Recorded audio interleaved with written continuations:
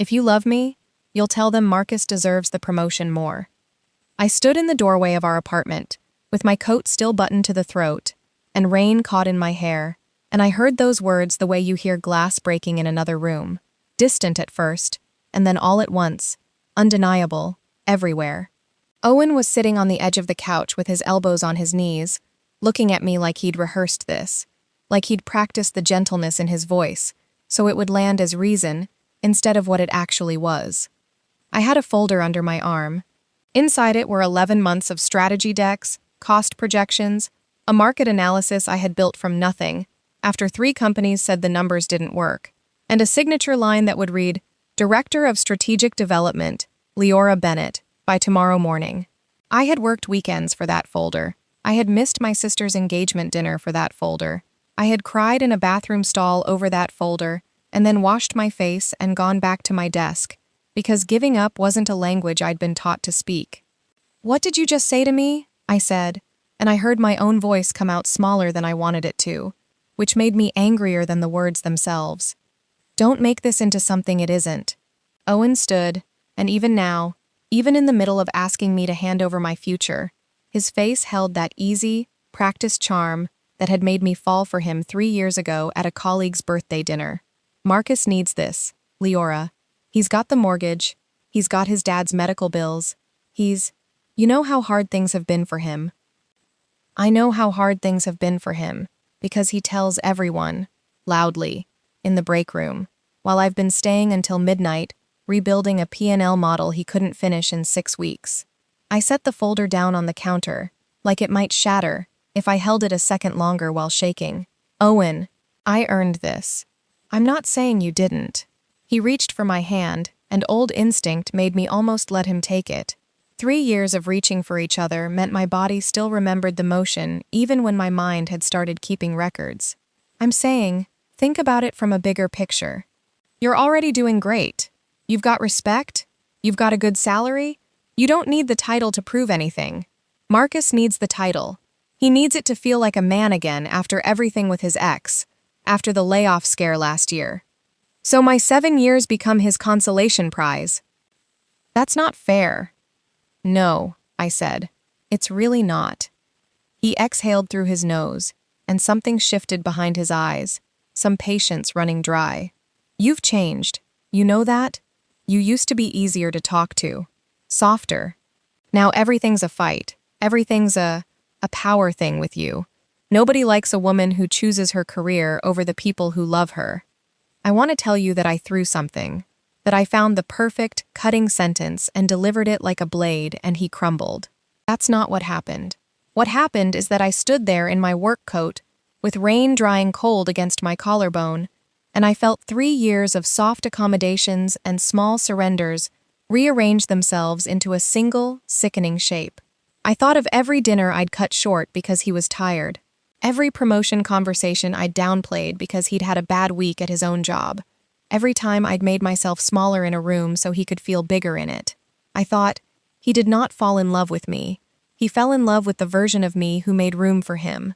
And now that version was gone, and he wanted her back, and he was willing to take my career as the ransom. "Get out," I said. "Liora. Get out, Owen. Sleep at Marcus's. I'm sure he'll be thrilled to hear how the conversation went." He left. He always left easily, when it mattered, which should have told me something years ago. I did not sleep. I sat on my kitchen floor with my back against the cabinets and the folder open across my knees, rereading my own projections like I needed to remind myself I hadn't imagined the work. Somewhere around 4 in the morning, I stopped crying and started being furious instead, and the fury was cleaner. It had edges. I could hold on to it. By 7, I had showered, dressed in the navy suit I'd bought for exactly this kind of morning, and walked into the Aurelian Group tower with my chin at an angle I hoped read as unbothered. It did not stay that way for long. Before we return to the story, I just want to share a quick note. This version is made for YouTube, but the uncensored GL scenes and hotter videos will be available on my Patreon. Some moments are too spicy to include here, so if you want the fuller and bolder version, you can find the details in the description below. Now, back to Liora. I made it as far as the elevator lobby on the 31st floor before I understood that Owen had not slept quietly on Marcus's couch, stewing in his own poor choices. He had spent the night making calls. Marcus was already there when I stepped out, leaning against the reception desk in a suit that fit him a half size too large, talking to two junior associates from finance, in a voice pitched exactly loud enough to carry. Honestly, I think people are going to ask questions when they see who actually gets it. I mean, everyone knows Liora and the CEO have gotten pretty close this quarter. Late nights, private meetings, draw your own conclusions. The junior associates saw me first. Their faces did the thing faces do when they realize the subject of gossip has walked directly into the blast radius. A flinch, a recalibration, a sudden fascination with their phones. Marcus did not have the decency to flinch. He smiled at me, slow and satisfied, like he'd been waiting. Liora, perfect timing. We were just talking about the announcement today. Were you? I said. Owen mentioned you two talked last night. He said it like a courtesy, like he was being gentle with me. I know this is a hard morning, but you understand, right? Sometimes it's not just about who worked the hardest. It's about who needs it most. I think you get that. I have replayed this moment more times than I can count, and I still don't fully know where the words came from, except that somewhere in the dark hours on my kitchen floor, something in me had decided it was done making itself smaller for anyone's comfort. I don't get that at all, I said, clear enough that the associates looked up again. I get that I built the strategic plan the board is voting on today.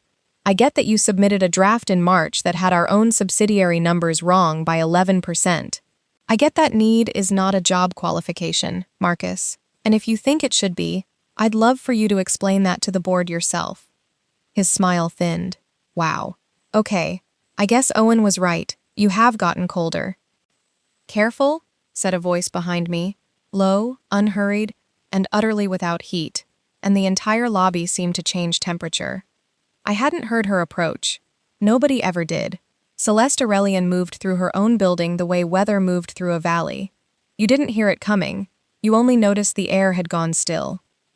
She was tall in the way that made rooms rearrange themselves, dressed in charcoal that looked less like clothing and more like architecture, dark hair pulled back with a precision that suggested she had never once in her life let anything about her presentation be accidental. She was 37 and looked like she had spent every one of those years learning exactly how much of herself to reveal and how much to keep locked behind glass. People called her the Glass Queen, not because she was fragile, but because she was transparent enough that you could see exactly how much you'd lose if you tried to break her, and cold enough that you'd think twice about trying. She did not raise her voice. She never had to. Marcus, she said his name, the way you'd note an error in a spreadsheet. I believe HR frowns on discussing a colleague's personal relationships in a public lobby, as though it were relevant to a promotion decision. Or did something change in the employee handbook that I wasn't informed of? Ms. Aurelian, I didn't mean... You did mean it. That's precisely the problem. Her gaze moved to me, and something in it softened by a fraction so small I might have imagined it, except that I felt it land somewhere under my sternum, like warmth finding a crack. Ms. Bennett, my office. Now please. The two associates suddenly discovered urgent business elsewhere. Marcus opened his mouth to say something, and then, wisely, closed it again. I followed her down the hallway toward the executive suite, my heels sounding too loud against marble that had never once, in 11 months of working in this building, felt like it belonged to someone like me. You don't have to defend me, I said, once we were far enough from the lobby that I trusted my voice not to shake. I can handle Marcus. I have no doubt you can. She didn't look at me as she said it, already scanning a message on her phone, already 3 steps ahead of the conversation, the way she seemed to be 3 steps ahead of every conversation. That is not why I intervened. Then why? She stopped walking, turned. For a moment I understood why people described her as unreachable, because there was a stillness to her that felt less like coldness and more like depth, like looking into water clear enough that you couldn't tell if it was 3 feet deep or 30. Because a man who cannot win on merit will try to win by making you small enough to disqualify yourself, she said. I have seen that particular strategy work on brilliant women more times than I care to count. I am not fond of watching it happen twice in one building. I didn't have an answer for that. I don't think she expected one. We reached her office, floor-to-ceiling glass on two sides, the city laid out below like something you could hold in your palm if you were careless enough to try, and she gestured for me to sit, though she remained standing, arms folded, studying me the way you'd study a report you suspected contained an error you hadn't found yet. "Tell me what happened last night," she said. "Not the office version, the true one." So I told her, about the folder, about Owen's voice doing that gentle, reasonable thing it did right before it asked me to disappear, about need being weaponized, as though ambition in a woman required an apology, and desperation in a man required accommodation. I told her about 3 years of making myself smaller, and one night deciding I was done. She listened the way almost no one listens, without interrupting, without performing sympathy, without rushing to fill silence with reassurance. When I finished, she was quiet for a long moment, looking out at the skyline. "You will be moving offices today," she said finally. What? "The Meridian account. The confidential restructuring project the board approved last month. I need someone running point who understands strategy at a level most of this company's senior staff do not, and who will not have her judgment questioned by men who mistake volume for authority." She turned back to me. "Your new office will be through that door." She indicated a door I hadn't noticed, set into the wall beside her own, close enough that I understood immediately what this meant, and what everyone in the building would understand it meant the moment they heard. "Everyone will talk," I said quietly. "Marcus already implied. They'll say I only got this because—" "They will talk regardless of what I do," Celeste said, and something in her voice had an edge now, controlled but unmistakably sharp. "The only question is whether they will talk about you as someone who was protected because you were valued, or as someone who was punished for being competent. I have decided which story I prefer." She paused. "Have you decided which one you prefer, Ms. Bennett?" I thought about the folder on my kitchen counter, about Owen's face asking me to hand over years of work, like it was a small and reasonable thing to ask, about Marcus's smug certainty that need outweighed merit, about how long I had spent believing love meant making yourself smaller so someone else could stand taller. "I'm done disappearing," I said. Something moved across her face that might, in someone less disciplined, have been the beginning of a smile. "Good. Pack your things. I'll have facilities move the rest this afternoon." I want to tell you I walked out of that office feeling triumphant, but mostly I felt like I'd stepped off solid ground into water whose depth I hadn't measured yet, and I did not yet know whether I could swim in it. I found out I could. It just took time. My old office had been a windowless box on the 17th floor, with a filing cabinet that stuck, and a chair the ergonomics team had promised to replace for 2 years running. Packing it took 11 minutes. I stood at the door afterward with a single banker's box in my arms, a framed photo of my sister, a mug that said "World's Okayest Cook" that Priya had given me as a joke, a stress ball shaped like a globe that had never once relieved any stress, and felt the strange grief of leaving a small, familiar unhappiness for an enormous, unfamiliar uncertainty.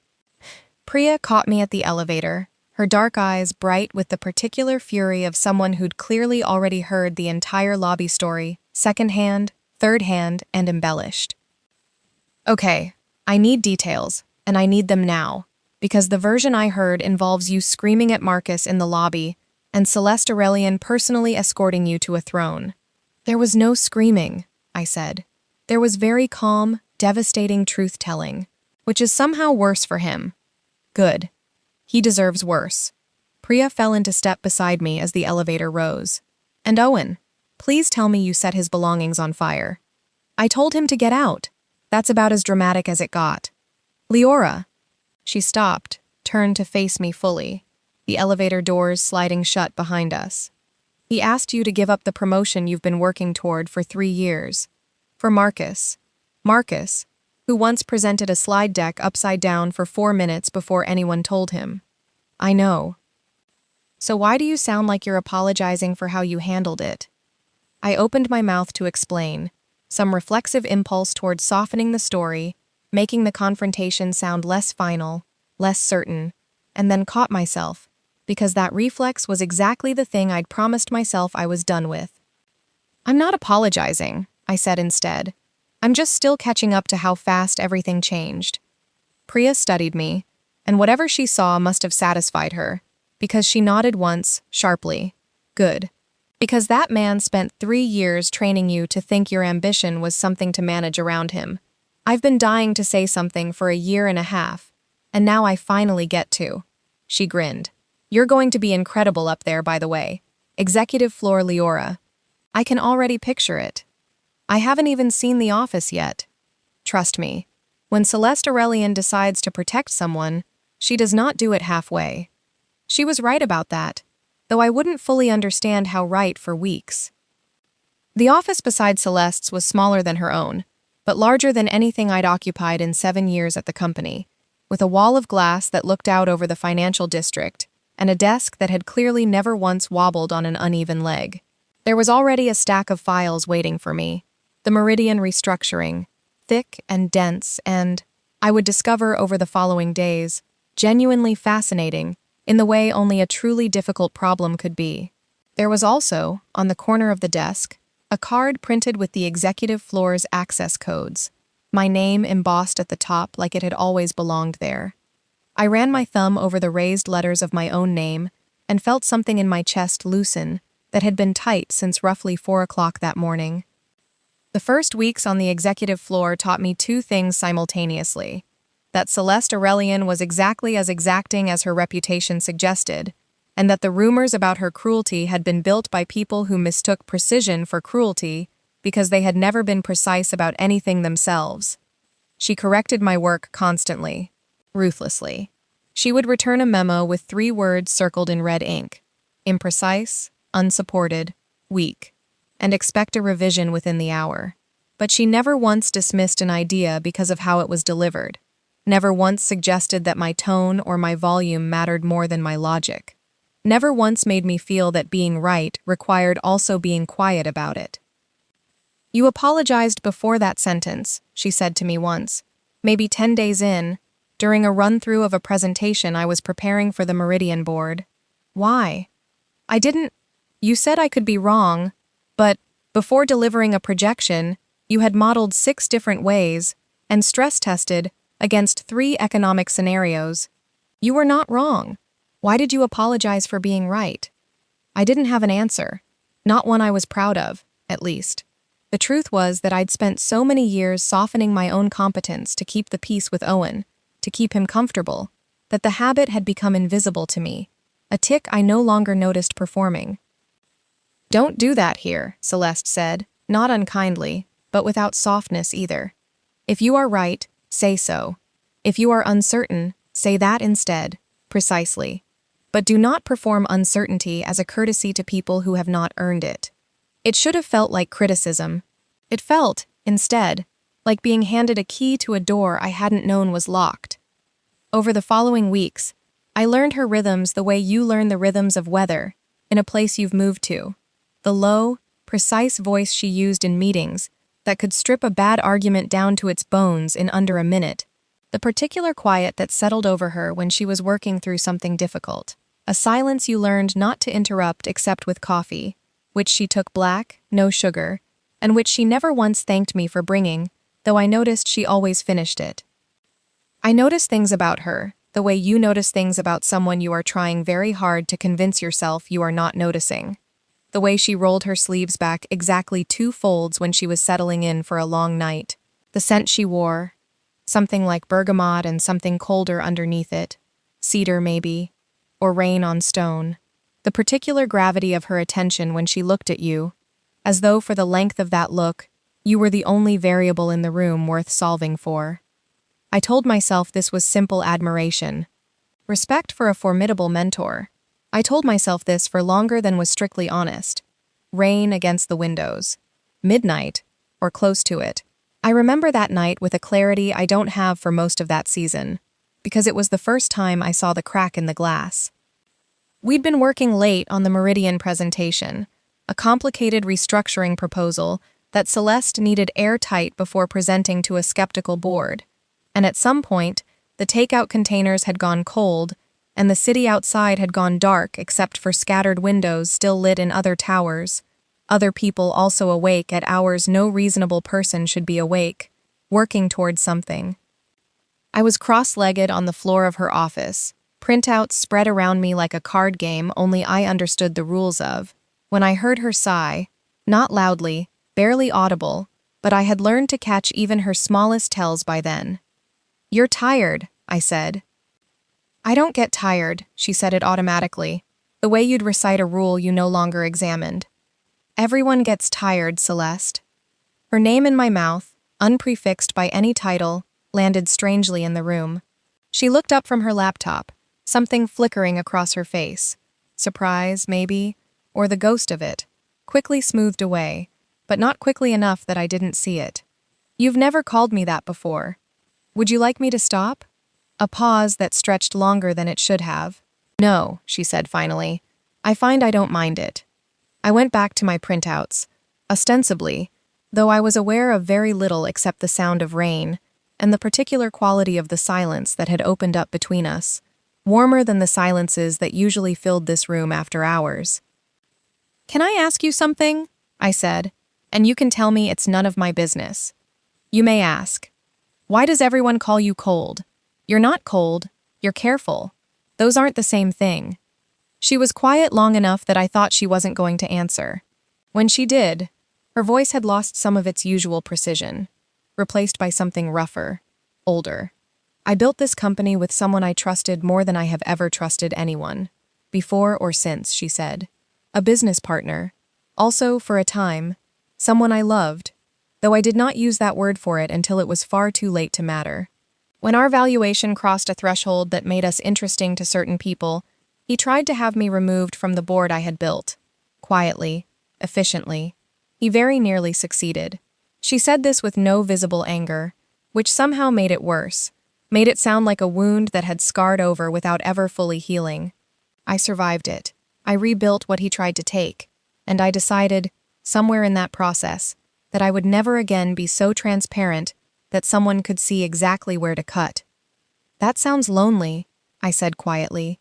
"It is efficient."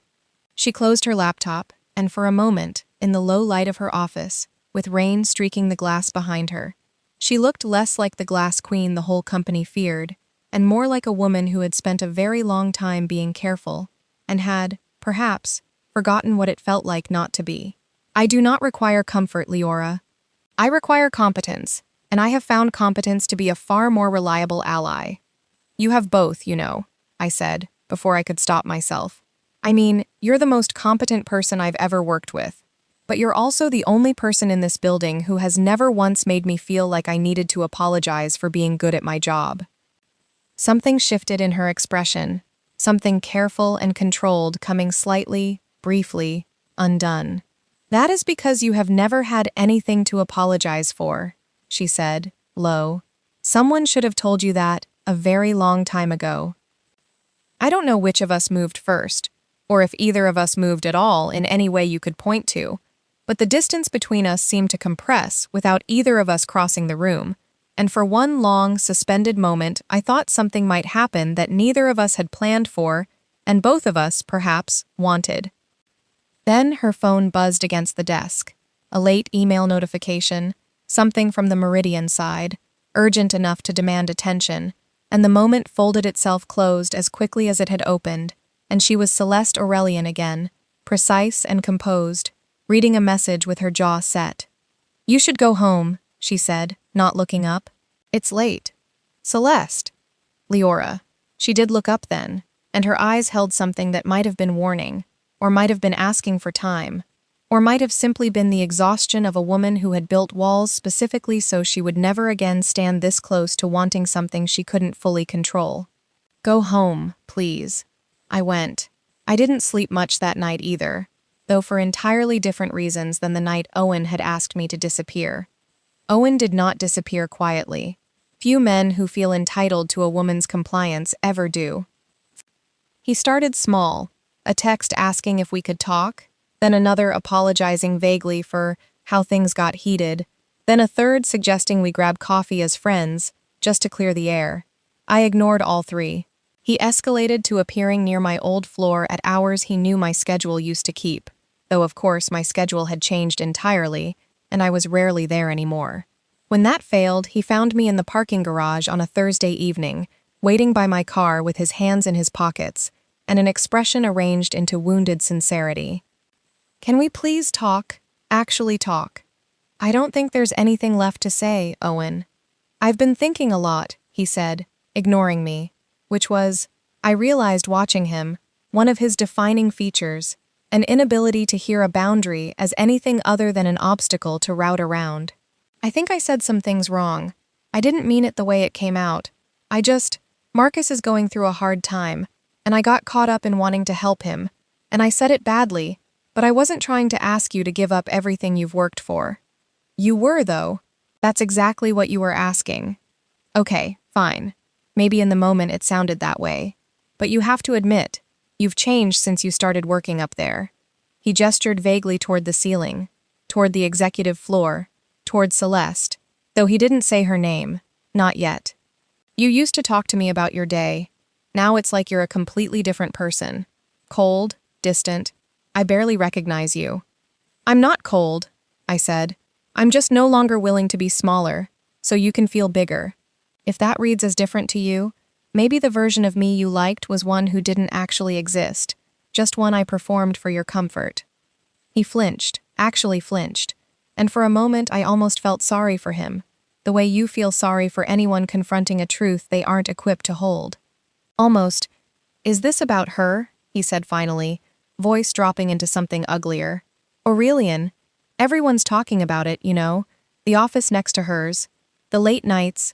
People can say whatever they want. I know what's true. Do you? Because from where I'm standing, it looks like she's just using you. Using your work to make her look good.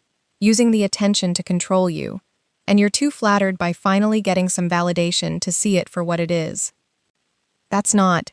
I started, and then stopped, because some old, tired reflex in me had almost begun explaining myself to him, defending Celeste, defending my own judgment, and I recognized the shape of that reflex now, recognized it as exactly the kind of shrinking I'd promised myself I was done with. "You don't get an opinion about this, Owen. Not about her, and not about me. I loved you," he said, and his voice actually cracked, and for one disorienting second I remembered why I had loved him once, or thought I had, before I understood that what he'd loved was a shape of me that fit conveniently around the edges of his own ego. "I know," I said, gently, because some part of me did believe he believed that. "But love, that only works when I'm smaller than you, isn't love, Owen. It's just comfort with a nicer name." I left him standing in the parking garage, and I did not look back, and I did not cry on the drive home, which felt, in its own small way, like its own kind of victory. The sabotage began the way these things always begin, quietly, deniably, in the margins. A data table in my Meridian presentation, one I was certain I had checked 3 times, suddenly showed figures that didn't match the source documents. A draft I'd circulated for internal review appeared in a board member's inbox with my name quietly stripped from the footer and replaced with Marcus's. A rumor, vague enough to be unattributable, and specific enough to sting, began circulating that Liora Bennett had been placed on the executive floor not for her strategic acumen, but for reasons rather less professional. I found out about the last one from Priya, who delivered it with the barely restrained fury of someone holding back a much larger reaction out of consideration for my feelings. "Helena Cross," she said, dropping into the chair across from my desk, voice low. "Board member. She's been sniffing around Celeste's leadership for months, looking for an angle, and apparently she thinks you're it. She's implying the promotion decision and the office move were, personal, inappropriate. That's not what happened. I know that. You know that. Celeste obviously knows that. But Helena doesn't need it to be true. She just needs it to be plausible enough to make the board nervous. And a board that's nervous about its CEO's judgment is a board that starts asking whether she should still be running the company." Priya leaned forward. "This isn't about you, Liora."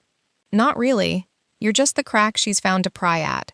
I sat with that for a long moment, watching the city through the glass, thinking about Celeste's story from that rainy midnight, a business partner who had tried to remove her quietly, efficiently, the moment she became inconvenient. History repeating itself in a slightly different shape, with a slightly different name. I need to see the original data files, I said finally. The ones from the altered table. If someone changed the numbers after I submitted them, there'll be a record somewhere, a timestamp, something. Now you sound like a woman with a plan. I'm done being someone's convenient scandal, I said. I built that model. Nobody gets to take it and hand it to Marcus with a bow on it. I found the discrepancy at 2 a.m, 3 nights later, my eyes burning from screen glare and the particular exhaustion of chasing a truth you already suspect but haven't yet proven. The original file, time-stamped and version-controlled, showed the correct figures. A later version, uploaded from an account with access I hadn't granted, showed the altered ones, numbers just wrong enough to make my restructuring proposal look reckless, just plausible enough that a board unfamiliar with the underlying model might believe the error was mine. The access log showed the file had been modified from Marcus's credentials. I sat back in my chair and let out a long breath, somewhere between relief and fury, and became aware, only then, that Celeste was standing in the doorway between our offices, having apparently worked just as late, watching me with an expression I couldn't quite read. "You found it," she said, not a question. Marcus altered the file. It's all here. Timestamps, the account access, everything. I turned the laptop toward her. He wanted it to look like I made a critical error in a board-facing model. If Helena Cross had gotten to present this before I caught it, she would have used it to argue I have compromised judgment and cannot be trusted to oversee the Meridian project, or possibly the company. Celeste's voice had gone very quiet, very controlled, in the way I now recognized as the sound of her being far angrier than she was choosing to show. This is not simply an act against you, Liora. This is an act against this company's leadership, using you as the instrument. I know. You should have told me the moment you suspected it. I wanted to be certain first. I didn't want to bring you speculation. I wanted to bring you proof. Something in her expression shifted, softened, in a way I'd only seen happen a handful of times since that midnight conversation about her past. You didn't need to protect me from an incomplete story, Liora. I would have believed you regardless. I know that too. I closed the laptop gently, but I needed to do this myself. I've spent 3 years letting other people fight my battles, or decide I didn't need to. I needed this one to be mine. She studied me for a long moment, and I watched something pass behind her eyes that looked almost like pride, though pride wasn't a word I'd ever have applied to Celeste Aurelian before that night. "You've changed considerably since you arrived on this floor," she said. "Is that a criticism?" "No." Her voice had gone low, rough at the edges. "It is the opposite of one." The board presentation for the Meridian restructuring took place on a Thursday, in a glass room on the 40th floor, with a table long enough to seat 20 and a silence heavy enough to seat 20 ghosts. Helena Cross opened with exactly the angle Priya had warned me about. Polite, deniable, devastating in its implication. Before we proceed, I'd like to raise a concern several board members have shared with me regarding the objectivity of this proposal, given certain personal proximities on the executive floor. I felt my pulse spike, felt the old reflex to shrink rise in my chest like a tide, and then, deliberately, I set it down. "If you're referring to my office location, Ms. Cross," I said, before Celeste could speak, before anyone else in the room could decide the shape of this conversation for me, I'd be happy to discuss it, though I'd first like to walk the board through the data discrepancy that appeared in a draft of this proposal 3 weeks ago, and the access logs showing exactly who altered it and why. The room went very still. I walked them through it. The original figures, the altered version, the timestamp, the account. I did not raise my voice. I did not apologize before a single sentence. I laid out the truth the way Celeste had taught me to lay out truth, precisely, without decoration, without asking anyone's permission to be believed. Marcus, seated 3 chairs down, had gone the color of old paper. "Mr. Vale," said the board chair, a silver-haired man who had, until that moment, said almost nothing. Would you care to explain the access logs Ms. Bennett has just presented? Marcus opened his mouth, closed it, opened it again. There must be some mistake. I don't have access to that file system. The logs indicate otherwise, I said, calm, final. But I'm sure he can confirm the full trail if the board would like a formal audit. Helena Cross's expression had gone carefully neutral, the particular neutrality of someone watching a plan disintegrate in real time and trying not to let it show. I looked at Celeste, once, briefly, across the table. She was watching me with an expression of quiet, contained pride, her hands folded, saying nothing, doing nothing to rescue me, because I didn't need rescuing. I had done this myself. The board voted to proceed with the Meridian restructuring under my leadership. They voted, separately, to open a formal review of Marcus's conduct. Helena Cross left the meeting having gained nothing, her angle closed, at least for now. I did not fully process any of it until I was standing alone on the executive floor's private terrace 20 minutes later, my hands shaking with an adrenaline that had nowhere left to go. The city spread out below me in gold evening light, and I realized I was crying, not from sadness, but from the strange, disorienting relief of having finally, fully, stood on my own 2 feet in a room that had spent months trying to convince me I didn't deserve to. I heard the terrace door open behind me, and didn't need to turn to know who it was. You did that, Celeste said, coming to stand beside me at the railing, close enough that I could feel the warmth of her, even through the evening air. All of it. I did nothing. You gave me the office, I said, wiping my face with the back of my hand, half laughing at myself. You gave me the project. You believed me before I'd proven anything. I gave you a door.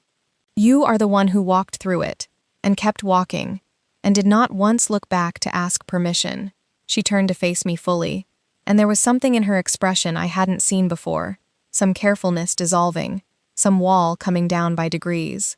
I have never been prouder of anyone's work in my professional life, Liora, and I find that pride is not the only thing I feel, watching you tonight, which is considerably more complicated for me to admit. My heart was doing something complicated too. Celeste, I have spent a great deal of energy telling myself this would be inappropriate, she said, quiet, almost to herself. That you are vulnerable, freshly out of a relationship that damaged you in ways I don't think you've fully reckoned with yet. That I am your superior, and that any acknowledgement of what I feel risks becoming exactly the kind of exploitation I have spent my entire career despising in other people. I'm not fragile, I said. I know I've been through something. But I'm not made of glass, Celeste.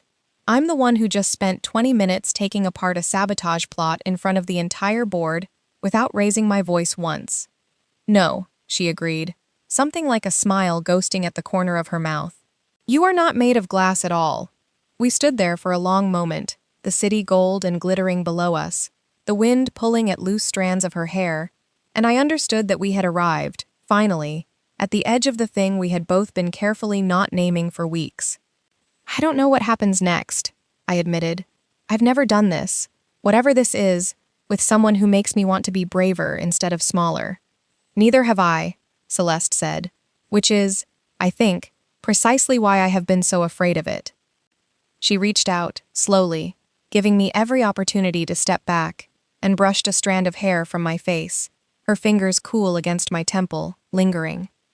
May I, she said, quiet, careful, a question and not a demand, the way everything about her had always, underneath the coldness people mistook for cruelty, been careful of my choices. Yes, I said. The kiss, when it came, was slow and deliberate, and carried the particular weight of 2 people who had spent weeks holding themselves very carefully apart, finally allowing the distance to close. Her hand found the curve of my jaw, gentle where I had expected only precision, and I felt something in my chest that had been braced for months finally, fully unclench. When we broke apart, her forehead rested against mine, both of us breathing like we'd run some distance, though neither of us had moved from that railing. This complicates things considerably, she murmured. I know. The board? The rumors? Helena Cross would like nothing more than a reason to say I exercised poor judgment. I know that too. I don't regret it, she said, low, certain. But I think we should be careful, not because I doubt what this is, because I want it to survive scrutiny, and I want you to never have cause to wonder whether your success and this, whatever we are building, were ever tangled together in anyone's mind but our own. I understood what she was asking even before she asked it, and it did not feel like rejection. It felt like protection, offered freely, without strings. Careful, I agreed. For now. Careful, it turned out, was harder to sustain than either of us anticipated.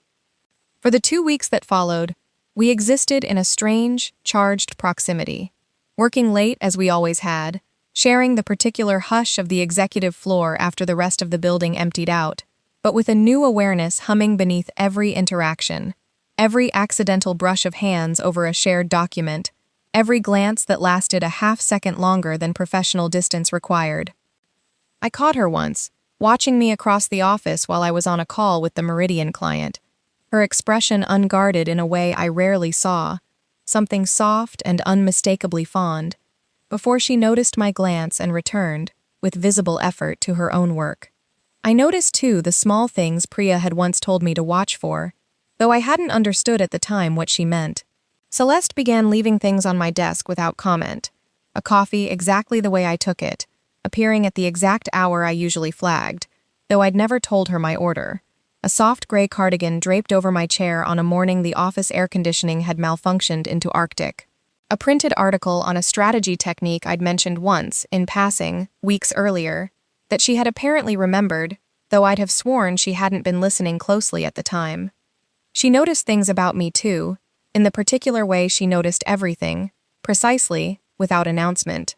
She began closing the blinds on the glass wall between our offices on the days I came in with red-rimmed eyes, the days the Meridian pressure, or the lingering ugliness of the Marcus situation, caught up with me in ways I didn't want the rest of the floor to witness. She never asked me to explain those mornings. She simply gave me the privacy to have them.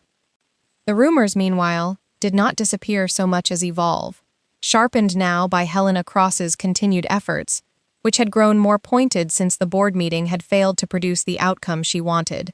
A memo circulated, unsigned, questioning whether the CEO's judgment regarding certain personnel decisions warranted formal board review.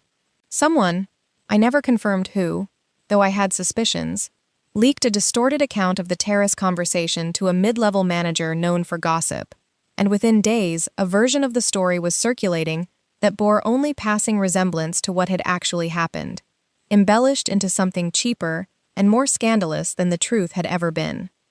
Celeste's response to this escalation was not what I expected. She began pulling back. It started subtly. A canceled coffee, an evening she left before I did instead of after, a formal tone creeping back into conversations that had, over weeks, grown steadily warmer. I told myself I was imagining it. I was not imagining it. "Is everything all right?" I asked, one evening, when she'd spent the better part of 2 hours avoiding anything resembling eye contact over a shared document. "Everything is fine," she said, in a voice too smooth to be entirely true. "I have a great deal on my mind. The board review. Helena's continued efforts. It requires my full attention. Celeste. I have a call," she said, standing abruptly, gathering papers she didn't need. "We'll continue this tomorrow."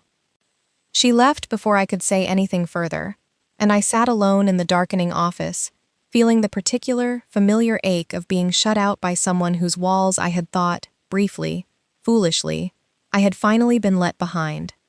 The distance stretched on for nearly 2 weeks, and I want to be honest with you about how it felt, because I think it matters.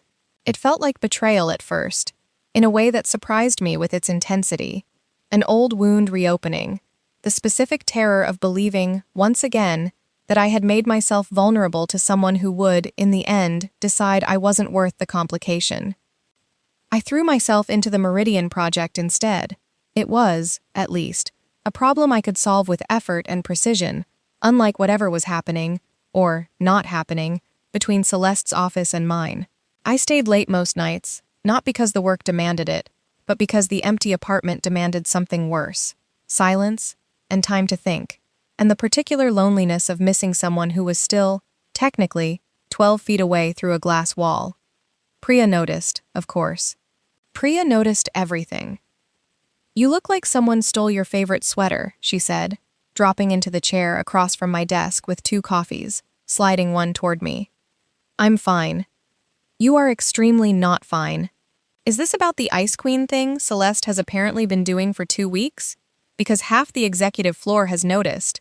And by half the executive floor I mean me, because I make it my business to notice things about you." I sighed, wrapping my hands around the coffee cup for something to do with them. I don't know what happened. Things were good, really good. And then Helena Cross ramped up her campaign and Celeste just stopped, like a door closing. "Have you asked her why?" "She says she's busy. Board pressure. The usual excuses people use when they mean something else." Priya studied me for a moment, and something in her expression softened from its usual sharpness into something gentler, more serious. "Can I say something? And you promise not to bite my head off?" "When have I ever bitten your head off?" "There's a first time for everything." She leaned forward. "Liora, I've watched you spend 3 years convincing yourself that Owen's distance meant you'd done something wrong, that his coldness was a problem you needed to fix by shrinking further. I don't think this is that. I think, and correct me if I'm wrong, because I don't actually know what happens behind that glass wall, I think Celeste might be doing something different. Something that looks like distance but isn't actually about pulling away from you at all. What else would it be? Protecting you from the mess Helena Cross is trying to create. Maybe she thinks if she puts distance between you two, the rumors lose their fuel, and you get to keep the position and the respect you've earned without it getting tangled up in gossip about her. I sat with that for a long moment, turning my coffee cup slowly on the desk. It made a terrible kind of sense, and terrible because it meant Celeste was making the same mistake I recognized in myself, believing that protecting someone required disappearing from them, that love, if this was love, had to come at the cost of presence. "That's not protection," I said slowly. "That's just a different flavor of disappearing."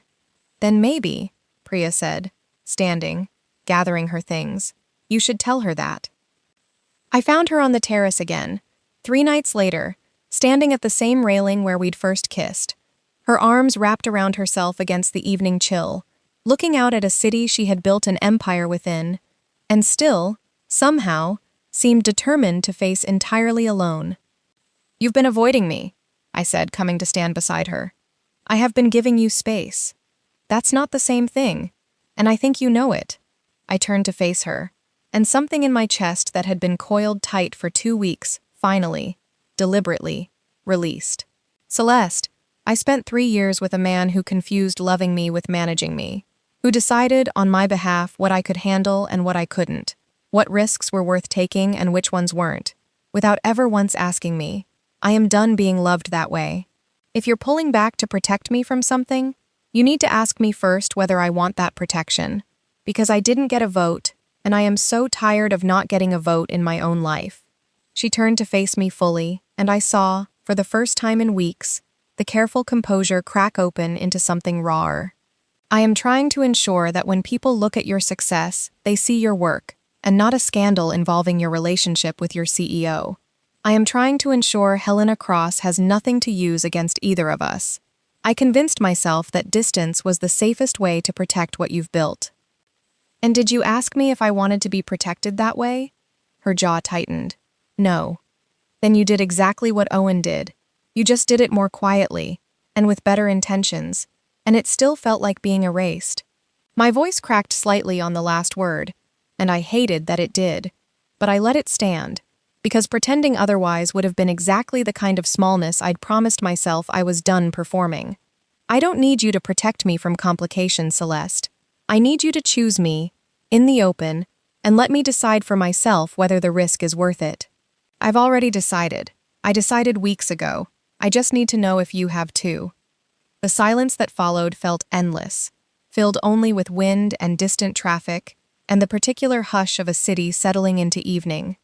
When she finally spoke, her voice had lost every trace of its usual precision, cracked open in a way I had never once heard from her. "I have been so careful, for so long, that I forgot how to be anything else," she said. I built walls after the last time someone I trusted tried to take everything from me, and those walls kept me safe. And they also kept me entirely alone, and I told myself that was an acceptable trade. And then you arrived, refusing to shrink, refusing to disappear, forcing your way through every wall I'd built without ever once trying to tear them down by force, and I did not know what to do with wanting something that badly again. She exhaled, unsteady. I stepped back because I was afraid, not of Helena Cross, of this, of you, of how much I have come to need your presence in a way that terrifies me more than any board review ever could. Celeste, I do not want to disappear from you, she said. I want the opposite of that, entirely. I have simply forgotten how to ask for what I want, without immediately calculating the cost of wanting it. Then stop calculating, I said, closing the last of the distance between us, my hand finding hers on the railing. Choose me. In the open. Let them talk. I've spent 3 years being quiet so someone else could feel safe. I'm not doing that again, and I'm not going to let you do it either. She looked at me for a long moment, something fierce and finally unguarded moving across her face, and then she laughed, an actual laugh, low and startled, as though the sound surprised her as much as it did me. You are the most stubborn person I have ever worked with, she said. You love that about me. I do, she said, and the word love, unqualified, unhesitant, landed between us like something solid finally set down after being carried too long. I love that about you. I love a great deal about you, Liora Bennett, and I am done pretending otherwise for the sake of a board that will find something to whisper about, regardless of what I do. She kissed me then, and it felt different from the first time, less careful, less restrained, an admission instead of a question, and I felt something in my chest that had been braced against disappointment for 3 years finally, completely, let go.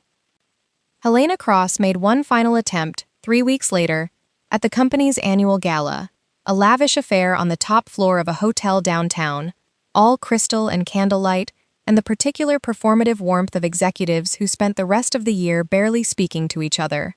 She cornered me near the bar, champagne in hand, smile arranged into something almost kind. Ms. Bennett, I have to say, you've had quite the ascent this year. Office next to the CEO, a major project under your sole direction, and now, I understand, considerably more than a professional relationship with her. Some might call that quite the fortunate trajectory. Some might, I agreed, unbothered, sipping my own champagne.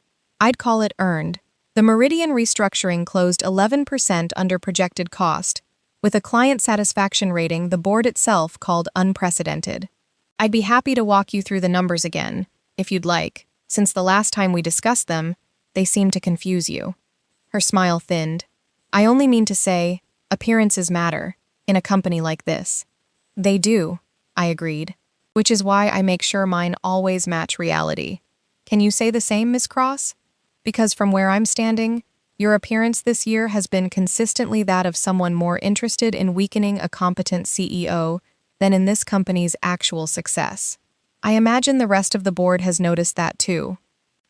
I left her at the bar, considerably less certain of her footing than she'd arrived, and found Celeste across the room, elegant in deep emerald, watching our exchange with an expression of unmistakable, undisguised pride. You handled that beautifully, she said, as I reached her side. I had a good teacher. You had considerable talent that simply needed room to breathe. She reached for my hand, openly, in front of the entire gathered room, in front of board members and executives and anyone who cared to notice, and I felt her fingers lace through mine like a declaration. I'm done being careful in the ways that cost us anything real, Liora. Let them talk. I find, these days, I don't much care what they say. Marcus had, by then, resigned quietly ahead of the board's formal review, the writing on the wall too clear, even for his considerable ego to ignore. Owen had transferred to a different office entirely, whether by his own choice or a gentle suggestion from Hera L. I never fully confirmed, and I found, when I thought of him at all, that the memory had lost whatever power it once held over me, a closed chapter, read once too painfully and now simply finished. Months passed the way seasons pass when you're finally fully happy, quickly and gently, and without the particular ache that used to mark the passage of time when I was busy making myself smaller for someone else's comfort. The Meridian project became the template for 2 subsequent restructurings, and I found myself, 8 months after that first devastating night in my apartment, standing in a boardroom of my own, presenting not as someone's assistant or someone's convenient scandal, but as the newly appointed Director of Strategic Development, a title that was, finally, entirely and unambiguously mine. Celeste sat in the back of that room, not because she needed to oversee the presentation, but because, she told me afterward, she liked watching me work, liked watching the particular confidence I'd built settle into something that no longer needed her validation to feel true, even as she gave it freely, generously, every single day. We kept our own offices, side by side, the glass wall between them a joke now, instead of a scandal, something Priya liked to gesture at whenever she wanted to tease us both. Flowers appeared on Celeste's desk some mornings. From me, small acts of tenderness she'd never quite learned to expect and now, visibly, treasured. Coffee appeared on mine most mornings, exactly the way I took it, a habit that had never once needed explanation. On a Friday evening in early autumn, we stood together on that same terrace where everything had first cracked open between us, the city gold and glittering below, the air carrying the particular softness of a season turning. "Do you remember?" Celeste said, her arm around my waist, her head resting against mine in a way she would never, 8 months ago, have allowed herself in a space anyone could see, the first time I told you that you had nothing to apologize for? I remember. I don't think I understood then how much I meant it, or how much I needed someone to say the same thing back to me. Eventually, she turned to face me, her expression soft in a way that still, some evenings, caught me by surprise with its openness. "You did that. You gave me permission to want something without immediately calculating what it would cost me. I did not know I needed that until you arrived, and simply refused to let me disappear. I told you I was done disappearing," I said, smiling. "I didn't say anything about letting you disappear either." "No," she agreed, drawing me closer. The city lights spread out beneath us like something we had, together, finally learned how to hold without fear of losing it. "You certainly did not." I thought, standing there, of the woman I had been 8 months earlier, standing in a doorway, with rain in her hair, holding a folder that proved her own worth to a man who had asked her to disappear for someone else's comfort. I thought of every year before that, every small surrender, every time I had made myself smaller, so someone else could feel bigger, in a room that had always, in truth, belonged to me too. I would never again give up my future to make someone else comfortable. I understood that now, standing on that terrace, with the only person who had ever asked me to take up more space instead of less, to be right instead of quiet about it, to choose love without ever once requiring me to choose it at the cost of myself. Celeste kissed me then, slow and certain, the city bright below us, and I kissed her back the way I had learned, finally, to do everything else in my life, fully, without apology, without shrinking, without a single word of sorry, for taking up exactly as much space as I had always deserved.